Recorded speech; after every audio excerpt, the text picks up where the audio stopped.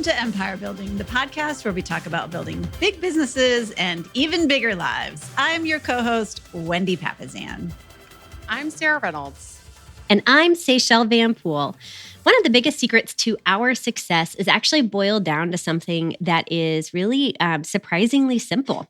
And that is the power of our weekly family meetings that the three of us each have.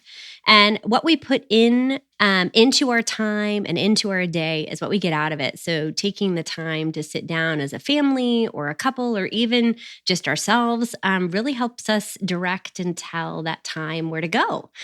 So today we're going to break down what happens in those meetings and how we utilize them to be rocket fuel for creating our big lives in addition to our big businesses. So I'm excited for us to jump into this today and starting by sharing with your family the why behind the meeting helps a ton. So if we're just starting out with that, like selling the benefits of this, because I know when I say like, let's have a family meeting, like I don't think many partners are going to be like, that sounds fantastic. Let's do it. You got to sex it up a little bit. Yeah. So,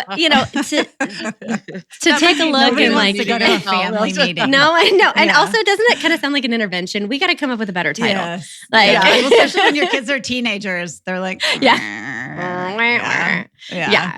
Like family huddle. I don't know what you want to call it. But, the moral of the story is it's like when you take the time to do that up front, right? This results in less hassles, improved communication, better snacks in their lunches, vacations on the schedule, whatever that is, right?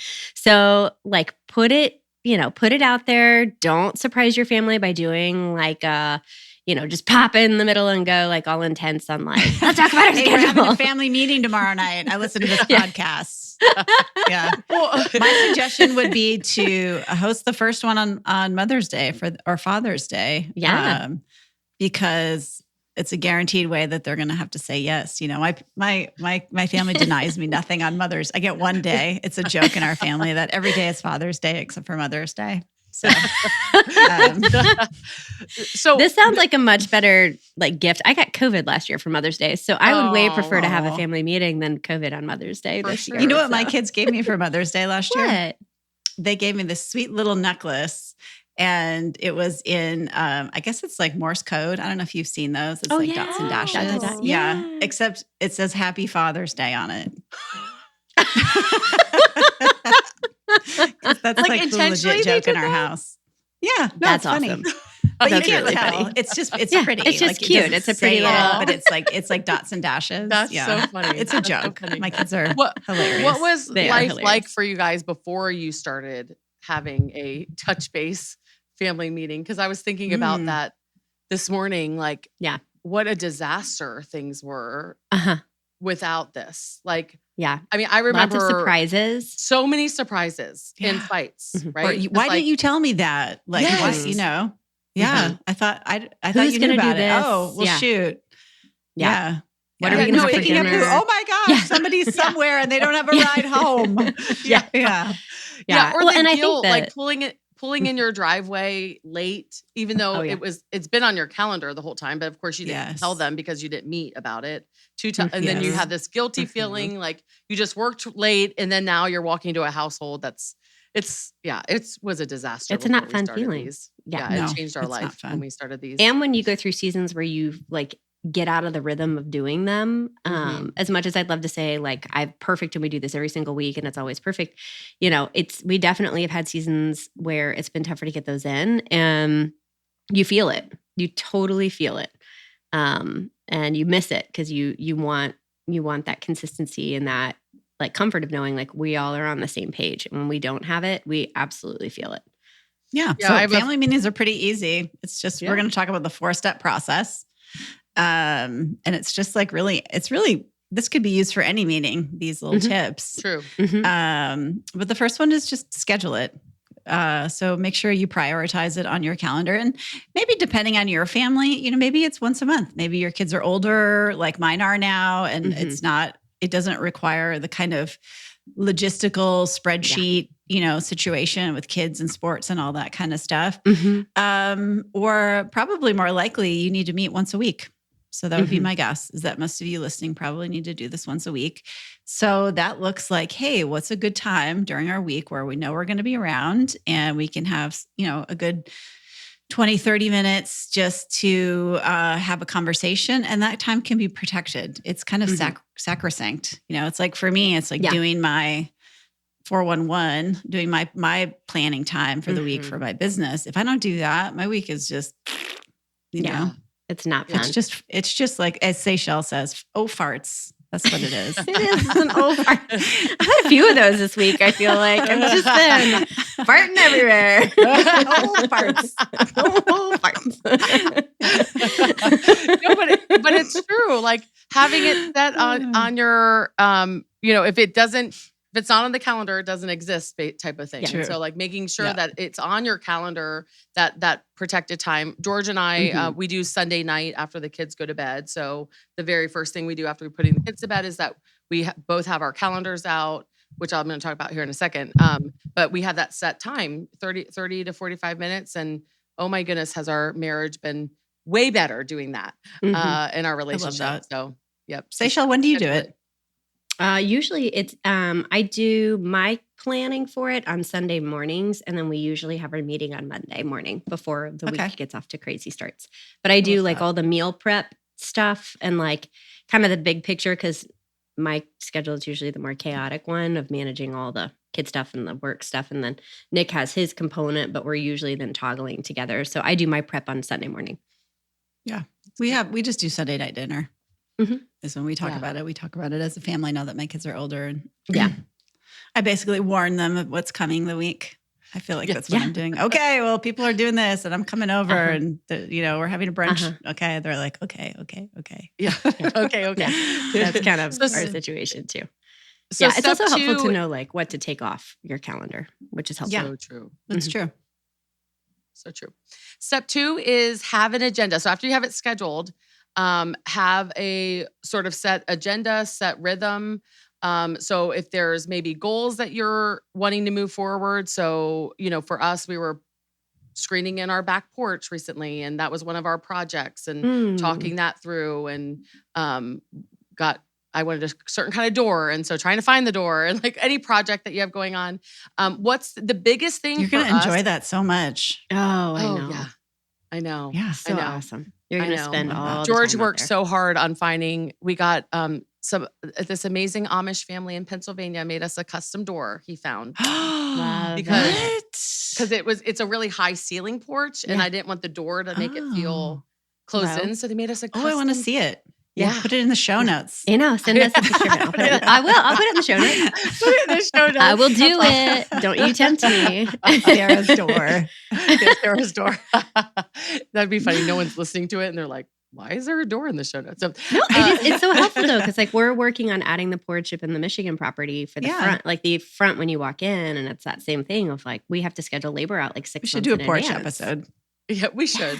We should. I know. One of my favorite places yours. to be. Yeah. Love it. The biggest thing for the agenda for George and I is schedule. So we've got 3 kids, 10, 7.5, and 3. He leads our mortgage company. I lead Empower Home and Empower Home teams across the country. And it's crazy. Our schedules are crazy. Travel can be crazy. Every week, every day can be crazy. So like making sure we always print out a month at a time. And so we're going, this is this week. We focus on this week, reminding that is so important. That is a nugget right there. Yeah. That is really, really important. I will actually, I'll take a picture of ours from a family standpoint, because I hand write it out too to like anchor it every Tell us why you do month. that. What's the why behind that? Printing why do you print out a month? Yeah. Yeah. Well, because for us, it's a lot of travel. And then also do our calendars show our priorities? So what is our priority? First priority is each other. Okay. That's number 1. So like when you look at a month, sometimes like if I'm traveling on a Thursday, well, Thursday is date night. George, are you listening? Did you hear that?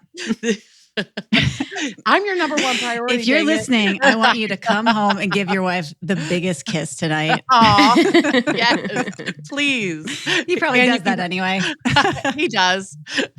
And grab my butt a little harder. I'm just kidding. We're just going to start slipping in subtle tips for all of our significant others on this to see if they're listening. For anybody out there. Yeah. Men, women, grab your butt when you come home. I mean, that's just a good tip right there. That's a nugget. Put that in the show notes. Put that in the meeting. It's been lonely all day. Okay. It needs a good grab. So, but the big thing is like looking at a month time frame of like juggling all the things. Like, okay, if we know I'm going to miss a date night or he's going to miss a date night, okay, well, we need to look at the other days to make sure that we have time for each other because that's our priority, right? Mm-hmm. Then the kids, so you're looking at the month time, making sure all your priorities are in line, and just juggling things, and you make decisions as you go. And I think the one big thing that I just want to give everyone sort of permission in is like be adaptable. Like I think when you are leading a big empire and at the same time have family and all the things going on, like flexibility is key to survival. Yes. Absolute key. So looking at that helps with that. What do you do for meal And that's planning? hard for some people. Like there's people out there that are listening that are like, what? No, this is the way I do things. This is how I feel like I have control. And so if that is you, if that's resonating with you, that's going to be a struggle, find some coping mechanisms around that, Yep. So it's tough. I don't do meal planning or eating, but Say does, I think, right? In your meetings. Tell us about that. Yeah. I mean, well, I'm not, like I've admitted before, like I am not like a seasoned chef that you can give me 4 ingredients and I can figure out a meal. So, but I like to eat diverse foods. I mean, I love tacos and pizza, but also other things. And so I take a look at our schedule and we cook a lot at home. And so I like to look at our schedule then if like we have a night that's SBD, like a strategy meeting or a PTO or a client meeting or something, like that's probably not a cooking night. So like we map it out ahead of time to know, okay, what are our cooking nights? What sounds good? Like this weekend, my sister's coming in town for Quinn's birthday. We have like lasagna one night and Asian lettuce wraps one night, and it's like we have it kind of planned out to know what everybody likes, what goes on the menu. Like this last week we had 2 neighbors that were sick. And so we were able to plan in like extra chicken and rice for them. And, like you can you can plan it out better.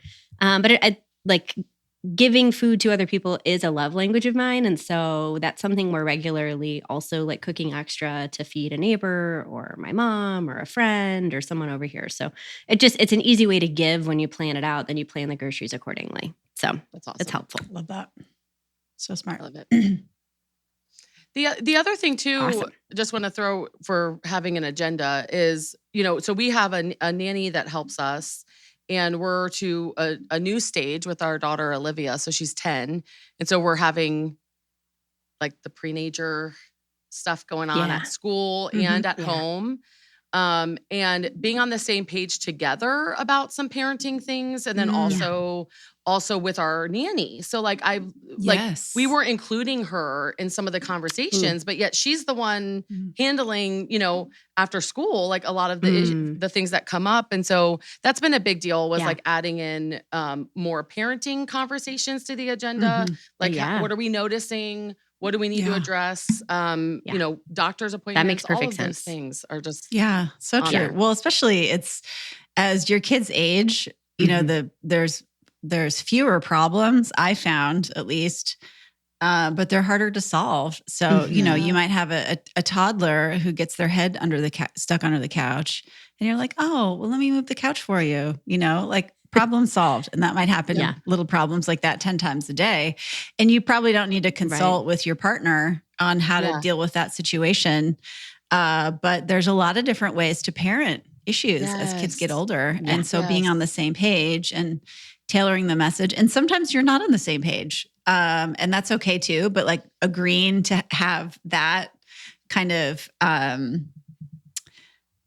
guess just agreeing to that, like it's okay for me to say this and you to say that. And it's not necessarily contradictory. Maybe we're not 100%, but they're old enough to understand what's going on. So so that's really, really powerful. I love that. That's awesome. Because a lot of times they're like, you get a situation where you're like, well, why did you say it that way? Or why did you do that? That's not what I would have said. And sometimes that just happens in the moment, but I love adding that to the schedule. It's really smart. Yeah, I think that's awesome. Yep. So how long, when you're preparing for these meetings, like I think step 2 is really coming prepared for these meetings. It's not like at least in our family, we don't sit, or sorry, step 3, right? As we come prepared. Step 3, Seychelle, there's only 4 steps. Okay, this is 3. Okay, fine. Fine. You're right. To be fair, step 3. Labeled. I know, they aren't. I know. I got ahead of myself. You're right. Step 3. It's my bad. Come prepared. Literally, step 3. No, it's okay. It's all good. But come prepared for real, by labeling coming prepared. The numbers. Yes. The numbers.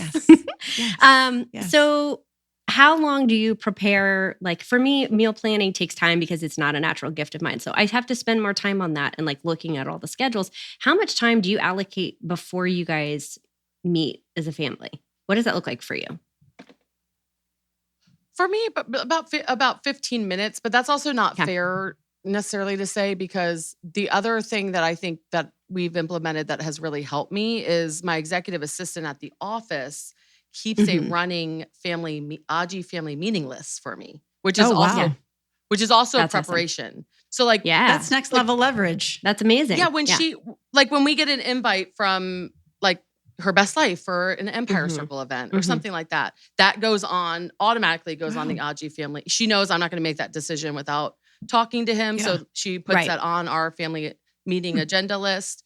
And so, so I spend probably 15 minutes, but my team, my executive assistant, throughout the week is spending time on prepping and making sure that we're talking about all the important things. So that helps. That's smart. What about you? Yeah, I think I just would keep a little list on my notes on my phone. Yeah. So something like that. But I like the idea of having a shared document. I do that for almost everything else. I'm surprised I haven't done that for that. Yeah. I have one for operations. Yeah. Or sometimes the meeting is just an opportunity to really, even if you don't have time to plan before the meeting, that's okay. The meeting is just a placeholder for you guys to have the discussion and really think about what's coming up for the week. So either way is fine. Yeah. A couple of the questions too, you could. Sorry, Sarah, go ahead. Go ahead, sorry. I think there's a little bit of delay today for some reason. So sorry, guys. Sorry, guys. Go ahead. I think that the big thing for me for preparation is it really also depends on what's on the agenda. Yes. And so like if it's because again, we're in the thick of parenting. So, with 3 kids, my husband and I, we were in disagreement about food and how to talk about overeating with our children. And it was a big topic. It was a very tense topic in our household because we had differing opinions and a sensitive one, because I think a lot of your kids' self-worth and how they view themselves comes from the way that we speak in your home, it influences them.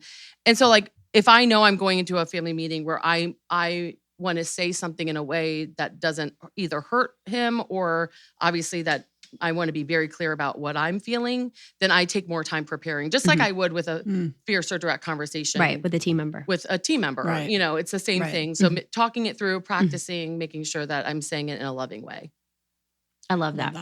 Well, and a couple of questions you could add to that list that's just a running list for you to keep track of are like, what worked well last week that we want to keep this week? I think that's a great one. Another one is, what do I need help with? Or who can help me with this? And then, I think a third one is what needs to move or what needs to change or what do I need to say no to, right? So that we have more things that we want on our agenda. Because just because it's on the schedule doesn't mean it needs to stay. So, that's one of the reasons why we look at it at a month at a time is because then you can look farther out. If something didn't work last week and you have it again in a month, well, maybe it needs to look different. So it gives you an opportunity to change that in action. That's good. So I got a question for you guys. So what do you do when there's a disagreement about priorities? Like, so not necessarily in parenting, but in your time, really, like, how are we spending your time? Because Sarah, you are in the thick of it. Like, you literally, the next 18 months, this is the hardest your parenting will ever be. You know, when Lincoln hits 5, things do seem to get a bit easier. And you're just in the thick of it. Like, when you said 10, 7, and 3.5, I was like, wow, she's really in the thick of it. So what do you do? I mean, obviously you've got a lot of stuff going on. How do you prioritize? I with time, it's a lot, and the Papazians don't know I'm going to say this, but a lot got fixed with prioritization when we did the One Thing Couples Goal Setting Retreat together. So we've now done that 3 years in a row. And it gives us the time, 2 days of just us time to talk about the future, talk about long-term vision for ourselves. What's important to us? What are our values right now? Like, what are the things that we're both desiring, both in every circle of our life? So with health, do we have health goals? Do we have financial goals? Do we have travel goals with family? Like, what are, like, so it starts there actually. And then now before we did that, there was a lot of disagreement of priorities. But now that we have that as sort of like the foundation, and it is something that we pull up all of our notes from our couples goal setting retreat probably about once a month, just to see, are we on track with what we wanted to do this year? Does anything need to be adjusted? Right. But now we don't have as many issues with prioritization because it's talked through. Now it's planned in advance. Now we do have, like, I think at the stages my kids are, things have to change. Like, I remember when we had our dolls retreat in January, and I've only missed one other dolls retreat. It's something that is so important to me in my life. George knows that. And when we had our family meeting that week, my husband, George, was traveling to Nigeria for the first time, leaving me with 3 kids. I survived as a single mom for a week. That's my most proud accomplishment this year. We were so proud of you. We were really proud of you. We were super proud of you. Yeah, they survived. Yeah, I fed them. It was great. A lot of text messages. Yeah. Yes. And check-ins. Are you okay? Like, I don't know. So it was a big deal. George doesn't travel a lot, so my kids aren't used to it. They knew that Daddy was leaving for Nigeria, so it's not an easy trip either. So it's far away. Yeah, it's a long way away. Big trip. And so for 2 nights in a row, my daughter Caitlin was up crying with anxiety of Daddy leaving. And it was a lot going on with our kids' emotions and what they were feeling and going through. And then I was about to get on a plane. Like, it was dolls retreat. And then literally that next evening, George was leaving for Nigeria. And for the first time ever, he said, I know how important this is to you. And I think our family right now needs you. You know, he never, ever says that. It's always like, what? And I said, absolutely, I agree. And so it was a hard decision, but not really, because I think it was the right one for. It was fine. You knew what your priority was in the moment. Yeah. I love that. Yeah. Well, and your priorities change. You know, like you guys are in the thick of it. Your kids are little, and I can tell you, you know, at a certain point, your kids just they don't need you as much anymore. They barely notice if you're gone. You know, literally. Yeah.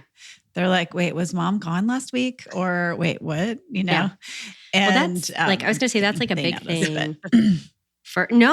It is, but it is for like the priorities. That's something, it's funny you say that, because like I was talking to Sue, our friend, yesterday, and she's like, you really need to go to this conference, add it to your calendar. It's really great. And I literally said to her, like, while Quenna's little and like still thinks I'm cool, like that's just not on my priority list right now. Like down the road, it'll be easier to do that. Right now it's not. Yeah. Yep. And when her grandkids come, I'm manifesting grandkids. That will be different. We all are. Yes. Yeah. I know. Yeah. We just shipped out Quinn's earrings for her. So I know. Yeah. That was so sweet. Yeah. Okay.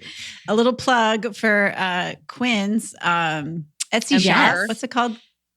It's called Cutie Pie Jewels. It's Q-T-I-E-P-I-E, Cutie Pie Jewels. So just all one word in Etsy. Go buy some cute jewelry from her. She like literally logo, branding, assembly, packaging, fulfillment. We have like a P&L she's running right now. Like no joke. It's Amazing. She's profitable. It's amazing. So you guys need to sign her up for Kid Business Fair. We should. Acton. We totally should. Yeah. She can sell them there. That'd be great. Cool. All right. Well, and so our last and final step here is just to take action. So make sure that you've got some kind of way to record everything you talked about, whether it's in your notes in your phone or a Google Sheet or just a piece of paper, or maybe it's a chalkboard in your kitchen, just to record those priorities and what you guys talked about, and then just take action on them. And if you just follow these 4 very simple steps, I can tell you, your world is just going to get so much easier. A little planning goes a long way in this world. And most of us are just, heard me say it before, most of us are just blowing and going 24/7, and we never take time to stop and think about our priorities, and then look at our calendar and see how we're spending time on those priorities. And so if you guys do this, trust me, your world will get a whole lot easier. I love it. Well, on that note, you guys go out and build a big business, but more importantly, keep your family meeting so that you can have an even bigger life. We appreciate you guys. Bye. Bye. Love you.